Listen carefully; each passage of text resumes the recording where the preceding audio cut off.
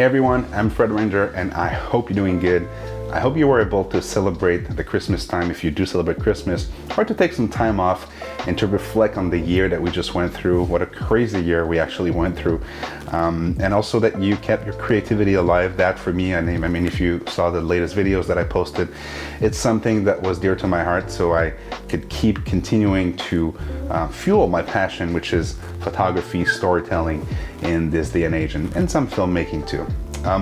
Something that I was excited about too over the holidays was the fact that Fujifilm, thank you so much Fujifilm Canada, they decided to send me one of the most interesting lenses I think in the whole ecosystem, because it is a unique, one-of-a-kind lens.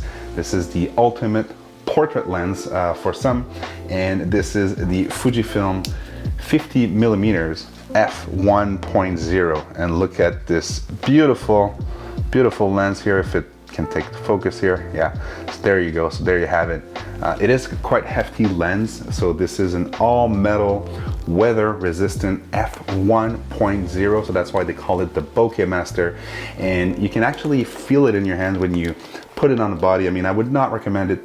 I would not recommend to put it on an X Pro 3 like I did here, but I wanted to test that body too, so I kind of, you know, put it together, and I'm actually filming with the XT4. So a couple things. I mean, this is, like I said, a weather resistant lens, so you can shoot it outside in, you know, different weather conditions.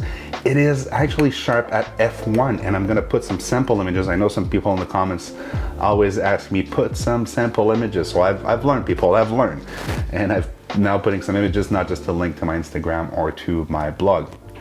So a couple portraits that I took over the holidays, and we were at a cabin up north, and we were able to take some of these images that you're actually seeing right now. So you can actually see the details in the photos, and this is at f1. So this is something that is quite unique about this lens, that is that it actually demands that you shoot it at f1, wide open. You can let in a lot of light, and you can actually also create a nice separation from the background, and also of course the bokeh. That's something that you might like, you might not like. For me, I'm a big guy when it comes to bokeh. I mean, I have this 35 1.4. I had what used to be, or I guess it still is, the ultimate portrait lens with the 56 1.2, and I'm going to talk about it in just 1 second. So again, this now becomes the Bokeh Master, I guess, in the Fujifilm ecosystem. It is also the fastest autofocus on the market today for a 1.0 lens. I mean, if you look at what Canon has done and what Nikon has done, I think Nikon has a 0.95 lens, but I think it's like manual focus, and the Canon on the full frame is not as fast as this autofocusing 1.0 50mm lens on Fujifilm. Of course, it's for APSC, so it's a different type of sensor, different, you know, type of mechanism. But at the end of the day, if you want fast, reliable, I mean, it's not the fastest in the whole ecosystem, because that's a lot of elements to move, but it does inherit the latest motors and all the great technology that you find in the more recent Fujifilm lenses. It is also the world's least expensive f1 lens out there. If you look again at Canon and Nikon and Sony and so on and so forth, you won't find something at $2,000 Canadians and $1,500 US. This is a very affordable lens for a 1.0 aperture lens in the ecosystem. A couple things that I think are still missing from that lens. Well, first off, this lens is there's no image stabilization in that lens. I mean, there isn't in the 56 either, but I would have appreciated, since this lens is also very good in low light, to have that extra security, especially when you pair it with a non-stabilized sensor or body like the X Pro 3. Although, of course, if you put it on an XT4, which I'm filming on at the moment, that problem is resolved because there is a stabilizer in the body. So I would again recommend that you put this on an XT4.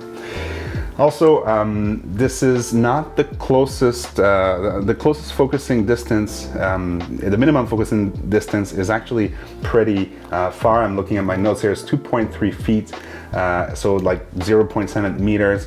So it's not the closest to focus. But again, if you're using this in a portrait situation, you might not really care, because, you know, usually when you set up a portrait shot, You can have the distance that you need to set up your shot and then take it and again create the environment that you want to create.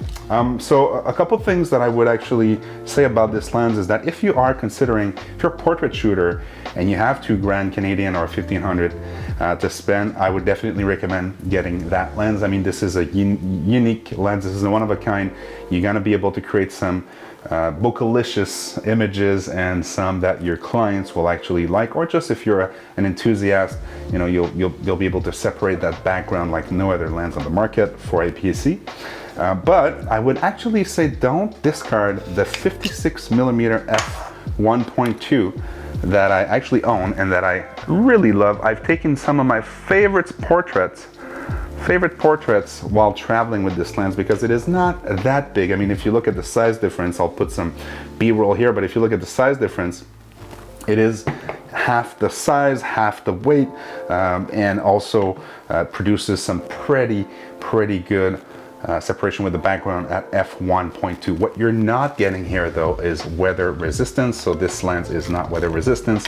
It's also slower to focus, the 56mm f1.2, and that aperture ring is, oh, so SMR. There we go. That was my SMR interlude, but I prefer the actual clicky aperture ring on the 50. Again, this is a newer lens than the very loose one on the 56 1.2. Sometimes I would, you know, knock it on f16 or f11, shooting all day and then coming back to the computer and looking at my images and like, wow, am I at ISO 5000?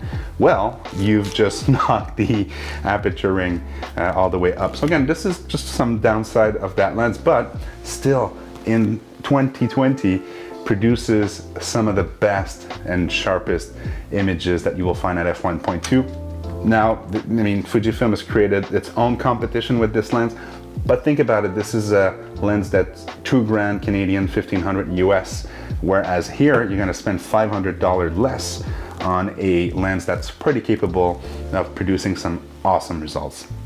And just to compare with a 35 1.4, again, this is kind of the other portrait lens that might have been hidden for the longest time, but this is one of the first lenses from Fuji. So those are all like very low aperture with the 1.4 on this 35. But just to give you a sense of the size, this is 1.2 on a 56, and this is the 50mm f1.0. Overall, who is this lens for?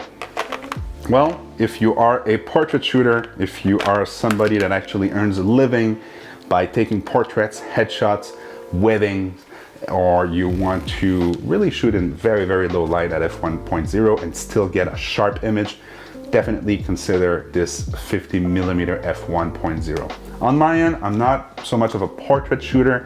I do shoot portraits from here to there, but this 56 1.2 still does the job for me, $500 less, and it's, you know, not the fastest, but it's definitely a look that I really like. And paired with my 35 1.4, this is kind of my extreme, well, on APS-C, extreme low light kit that I really like. So if you have any questions about the 1.0, I'm not used to saying that for a Fujifilm lens, please ask them down below.